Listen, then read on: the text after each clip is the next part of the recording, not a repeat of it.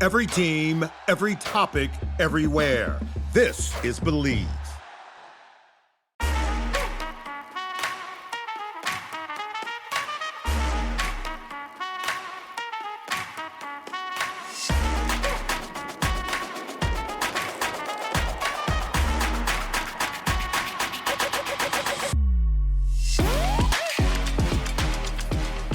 Hello everybody and welcome to another episode of Attack the Baseline, a WNBA podcast where every episode we attack our baseline knowledge of the WNBA. In this case, not quite the WNBA, but Unrivaled. Welcome to the first of our weekly Unrivaled preview shows, this week previewing week 2 of Unrivaled. If you didn't have a chance to go back and check out our reactions to the opening night of Unrivaled, do yourself a favor, go back and check that out. That's been our most popular episode to date. The people love Unrivaled. But before we get into the details of what happened in the past and what's coming up, Kristen, how's it going? Good. We just ate in between our shows. We just recorded a podcast before dinner and after dinner. I made bread. Did I say that one of my goals this year was to make all of our bread? Mm-hmm. Bagels, bread, etc. Mm-hmm. And I just made my first bread loaf last night, and we had grilled cheese tonight, and it was very good. Yes, grilled cheese tomato soup with the fresh bread. Mm-hmm. Quite superb. Delicious. Yes. Again, this is going to be our first Unrivaled preview show. But before that, we have other games to talk about.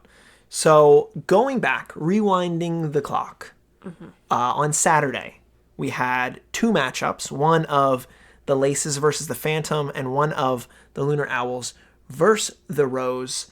I'll give you the floor. Why don't you talk about your first chance of seeing your Laces show up in a major way and beating the doors off of the Phantom? I mean, that was just a crazy game. Compared to the 2 games that happened on Friday, which were very close in terms of score. Yes. This game was just a complete blowout by the Laces. The ending score was 86-48. Crazy. Wild. Crazy. I loved it because, of course, the Laces are my team. Mm-hmm. Every player that played on the Laces had double-digit points. Mm-hmm. So Kate, Steph, Alyssa Thomas, Tiffany Hayes. Jackie Young is hurt. I think her knee. They didn't say really why. Dealing with an injury. I really hope she comes back soon because now, they're playing a man down. I don't know if they are trying to get someone to replace like they did with Marina Mabry on the Phantom. Right. But fine. It was an incredible game by the Laces. And I think I was surprised, and people were surprised, how poorly the Phantom kind of played. Mm-hmm. Sabrina had 18 points, but she was 6 for 17. I don't know. Brittany Griner had 7 points. So it wasn't a good night, really, for them. No. And they also played on Monday and lost again by considerable amount. Right.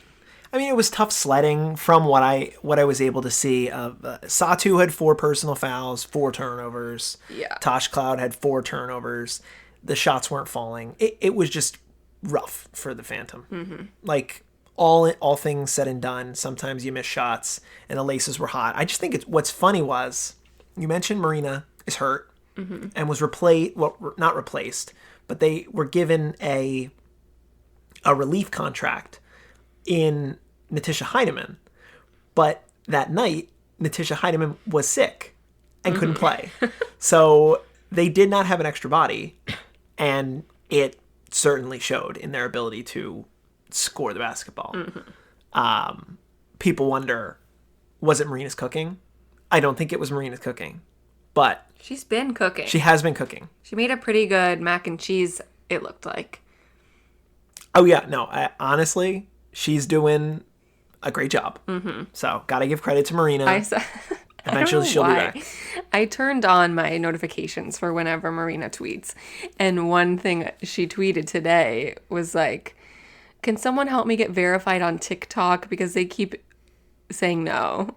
I think that's so funny. Marina's just trying. She's trying. I mean, she looks okay. Like she's posting a lot. She's in a lot of videos. So Yeah. I think she'll be around soon, and that'll be really good for this Phantom team that definitely needs the support. Yeah.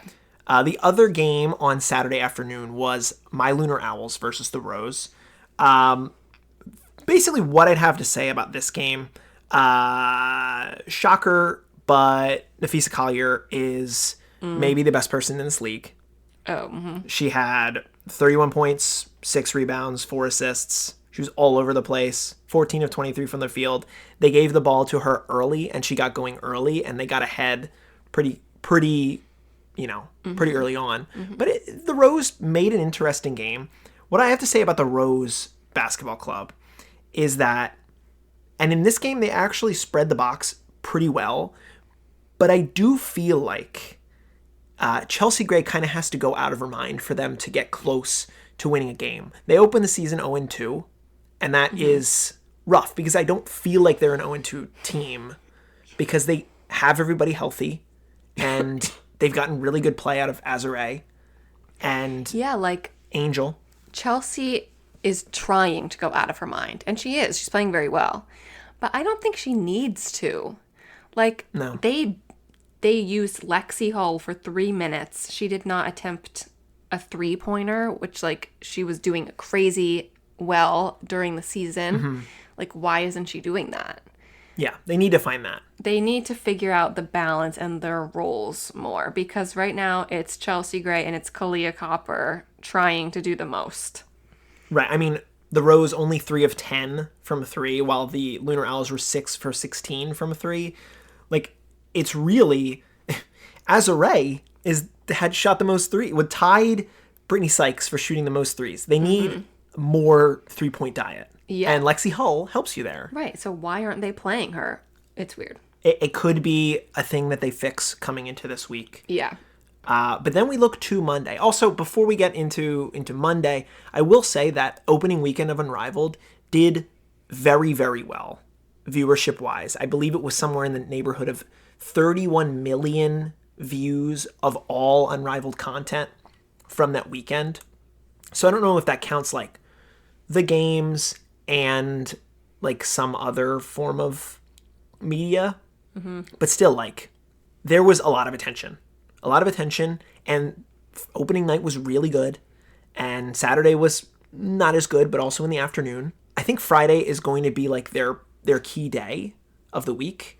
But we'll see, because let's talk about the Monday games, where unfortunately there was a dip in viewership. However, I think that was due mostly in part to the national championship football game, Ohio State winning over Notre Dame.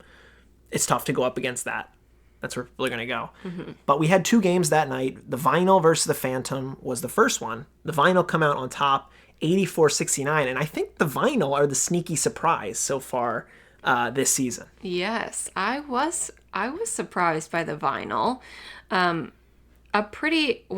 Looking at Monday's box score, really Arike and De'Erica Hamby went off in that game. I remember De'Erica was going ham during that game.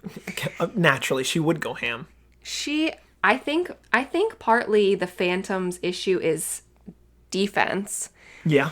And it's so hard to guard De'Erica, particularly when she has experience playing 3-on-3. Yeah. Yeah. So she knows how to move around people. Yeah, BG is going to have a tough time against De'Erica Hamby. Yes. And outside Satu so far has had a tough start. Mm-hmm. I don't see she didn't get a very good opportunity to guard De'Erica. Mm-hmm. But your best defender is Natasha Cloud. And she's busy defending Arike, Jordan Canada, Ryan Howard. She doesn't have time to go defend Ryan Howard, to go defend De'Erica Hamby. Somebody else needs to do that, and the Phantom don't really have that equipment to handle that. Yeah. So Sabrina She was 2 for 4 from 3 in this game. So not... Shot a little bit better. Yeah, she did shoot better than game 1. But something on the vinyl that I think is like a really key thing is the connection and relationship between Aaliyah Boston and Ray Burrell. Tell me more about that. They came in together off the bench. What's been interesting actually is they kind of, at least for the vinyl, I think every team kind of does this at this point, is doing this, where they have their 3 starters and then they kind of replace them all with the 3 bench. Like a full shift. Yeah. So it's Aaliyah Boston, Ray Burrell, and Jordan Canada that come in from the bench. And I just was noticing some like really good passes between Aaliyah Boston and Ray Burrell. They like are moving around each other very well. They can see each other well. Just like the way they were playing together, I thought was really good. And I think what's nice is it gives the team a very different look than the starters. Different than Arike, Dearica, and Ryan. Aaliyah, Ray, and Jordan. It's like opposite. It's a different vibe. It's a different vibe entirely. Yeah. And I said something on a reaction show from the opening night that like the vinyl need to find passing, but I think that was a little overblown. If they have 3 players with 4 assists in this game, Arike, Dearica had 4 assists, and Ryan Howard had 4 assists. The starting 3 were the best passers on the team. And, it helps when you're making baskets off of those passes. But I do think the Vinyl Club is a club that I did not have as much appreciation for before this Monday. And really, Teresa Weatherspoon is to thank for that. So shout out Teaspoon. And then we look at probably the clunkiest game of the season thus far. A 63-43 win of the Laces over the Mist. What do you have to say about this? I'm not hating. I'm not hating on the Laces. I am maybe hating on the Mist. So the Laces again playing a man down. So I'm really, again, hoping Jackie Young comes back so these players are not getting too exhausted, at the beginning of this season. But they were able to hold off Brianna Stewart and Jewel Lloyd. The 2 of them were the only players on the Mist from Monday that had double-digit points. Aaliyah Edwards was, like, absent from this game. Dejanay Carrington had a bad game. Yep. So they are just, like, the Mist are struggling right now. I think they have a lot of potential. Oh, totally. I mean, their first game, they scored 80 on the Lunar Owls, and in this game, they scored 43. Yeah. It was everybody but Stewie in game 1. And in this game, it was Stewie and nobody. So eventually, they'll all play together. Yeah, Stewie was 0 for 4 from 3. Yeah, pretty rough. I mean, the team was 18 of 57. They shot 31% from the field, 2 of 15 from 3, 13% on their three-pointers. Yeah. Only made half of their free throws. So it was just altogether a brutal night for the Mist. But the Laces were killing it again. Although I want to see more Stephanie Dolson. She didn't play that much in this game. But I think she is a key player for this team. So I want her to play more. She played for only 6 minutes. But Kate Martin is getting some really good time. She had 10 points. Had 3 steals. Yes. Yeah. Alyssa Thomas had a double-double. So... Yeah, and look, this is the first time that I'm truly becoming a tip appreciator. She went down hurt in the middle of the 3rd quarter or something, and I was like, please don't be, like, hurt. And fortunately she wasn't, because she had a sideline interview, and then, like, at the end of the sideline interview, there was the horn sound, and she's like, oh, I gotta go. I gotta get in the game. And she runs up, and you can literally see her on the, full court cam at the touchline with her hands out. Like, she was just off screen, and she just appears. She's like, I gotta go in. And then she was fine. So, very thankful that Tiffany Hayes is healthy, because, yes, the Laces have been a fun watch, even with only 5 people. So now we move to week 2. Let's talk about our Friday matchups. We've got Phantom versus the Mist, Somebody's going to get their first win. Yeah, that's good. That's in exciting. The first game of the evening. And then Laces versus the Vinyl, somebody's going to get their first loss. What's more interesting between those two to you? I do think Phantom Mist is interesting because it'll be Sabrina playing against Stewie. That will be fun. I agree. Not that they will be like guarding each other or anything, but still they'll be on the court at the same time. Yes. So that will be interesting to watch. Yep. I mean, Stewie could be guarding Sabrina. We'll see. I mean, she could. She could. Yeah. And then the Laces Vinyl could be good too. I mean, those at this point, those might be my favorite two teams. The Laces and the Vinyl. Yeah. So that's my fave to watch. I think it's fair. Yeah, I think that's should be a good night again. Like a good Friday. I think both those matchups are fun. They both have meaningful reasons for all four teams. So yeah, looking forward to that. And now, when we move into Saturday, what I like to see here is that both matchups are later in the evening. Yes. Not in the afternoon anymore. The first Saturday game is at 6 p.m. on True TV. The Mist versus the Rose. Now, if the Mist end up losing to the Phantom, they get another chance to get their first win against a winless Rose team, which I think should be, a pretty fun matchup. I honestly, I don't know. We do need a bigger data set before we can truly talk about these teams. But then my Lunar Owls get to play the Phantom, and hopefully they can do what the Laces did in their opening game against the Phantom. I want the Lunar Owls to pound the Phantom. Okay. Sorry, not sorry. Why, you think the Phantom are the worst? Because of the Marina injury, yes. I think they're the worst from the standpoint of if the shot's not falling for Sabrina, then I don't know if they have enough offensive firepower, and I don't know if they have a lot of defense outside of Natasha Cloud. And then, Marina's not like a stalwart defensive player, but like at least she can get her body on somebody. Like, and Natasha Heinemann's one of the smallest players in the W, and she's your fill-in player. Yeah. Love watching Natasha Heinemann play, but not really going to help the situation there. Sure. And then we look to Monday. Well, I will also say. Sure. They have these games set in 1 hour intervals. They are much longer than that. Like, yes, we should talk about this. Like, they need to change their time slots. It should be an hour and a half, I think. And it would be perfect. Yeah. Even if they're done early. I guess I wonder if it's better to go long instead of run out of material. I mean, I guess it doesn't really matter because it's not on cable. I mean, it is. It's on TNT. Like, this is showing if I had TNT channel on my TV, this would be on.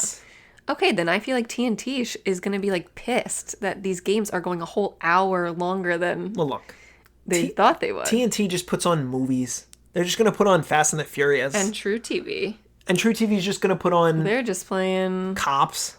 No, what's that show? Oh, and Practical Jokers? Yeah. Look, True TV is the perfect place to just throw this. But really, you can watch all the games on Max. Yeah. And if you're in Canada, you're watching it on TSN. So it's like, doesn't matter. Yeah, we don't have cable. No. But we could find a way. Yeah. But, yeah, I guess TNT could have a problem. But they understood. Time Warner or whatever, understood that, like, we have control. We can just push our programming. Yeah. They're not going to put a program that's important on right on Friday after. Night. Yeah, I understand. Correct. This is primetime hoops. Yeah. Well, it's something for next year in terms of scheduling. Like, I guess they just couldn't really predict how long this fourth quarter would take because there's no time limit on this fourth quarter. Sure. So sometimes it is taking a long time. Yeah. Yeah. I mean... I want to time it. I want to see if there's data for that online, if anyone timed it. But yeah, I want to time these games and see, like, are they longer? How much longer are they than a regular quarter is? Sure. Oh, you mean like the last quarter? Like 7 minutes. Yeah. Oh, like actual time? I mean, it depends on the fouls. But Sure. still, never know. So that brings us to our last 2 games of the week. On Monday, 7:30 and 8:30, we have the Vinyl versus the Lunar Owls. Excited to see Alicia Gray versus Ryan Howard. 2 Atlanta Dreams going up against each other. That'll be fun for me, especially with how good Ryan is hooping. And Alicia Gray was much better in game 2. So it'll be fun to see them guard one another because I kind of expect that. That's a great matchup. And then you have the Rose versus Your Laces at 8:30. Hopefully that's a blowout. Do you think, well, look, the Laces are the Aces. Maybe Jackie's back by Monday. I hope. Possibly. But you have Chelsea Gray on the Rose. Yes. Is there going to be a scenario where Chelsea Gray forgets and just passes it to her Aces Maybe. teammates? Yeah, she could say, Chelsea, pass to me. Chelsea, pass to me. Look, That probably is confusing. Yeah, but also, the Laces have the most definitive jerseys in They're the so league. cute. They're so nice. And I didn't mention this earlier, but Chelsea Gray, she is out here passing like a wizard, as she always is. Some behind the back, over the head passes, some crazy cross quarters. Yeah, she's averaging 6 assists right now. Same as Courtney Williams. And everyone else has Less than 4. less than 3. Well, That's crazy. someone has 4. Sabrina has 4. And K-Mac. Yeah. Yeah, so, naturally, Chelsea Gray, not shocking, is leading the league in assists. I think that will continue for Chelsea Gray. But if we have to pick these games, I would take... Yeah, I'm going to take the Owl over the Vinyl. And you know what? I think I might take the Rose to beat the Laces. No. Just kind of feels like the Rose are a better team to me than, 0-2. We'll see. Then 0-2. Fine. We'll see. They're not better than the Laces. Right. They're not better than the Laces. So in the early power rankings, this is not official power rankings. Is it Laces or Owls for you? Laces for sure for me. Obviously. No, I don't know. I think the fee factor. Nafisa has been so good. Yeah. I think I need to see the Laces with Jackie. Yes, and really, like people have been saying online, when Jackie comes for the Laces, they're gonna be really tough. It's gonna be a really tough beat. See, I just want to say no one recognized this except for me. I didn't see one person. Candace Parker put out her power rankings at the beginning of this. She had the Laces like 5th. That's ridiculous to me. All I'm saying is, the last thing I'll say, Lunar Owls need to get a free body for Cam Brink. I will bang that drum It's to the end of insane. days. Skylar, you are using all of your energy in the first 2 weeks. I love it, but save some for later. Please, we need it. You're hitting game winners. Keep doing it, but don't run yourself out of batteries. So yeah, that's where the league stands going into week 2. Excited for some week 2 action, and we will be there. But you should talk watching. about Jimmy Butler. This was kind of whack. Yeah, Jimmy Butler was at the game on Monday night, and if you haven't been following the Jimmy Butler news, he's a player on the Miami Heat, and he's been suspended for 9 games. Because 9? 9 games. I thought it was only 2. It was 7, and then it was an additional 2. Because he has requested out of Miami. And this is kind of what Jimmy does. Jimmy forces his way out of places. But Jimmy he had a sideline interview. And Jimmy was doing he did some like practice work with Satu.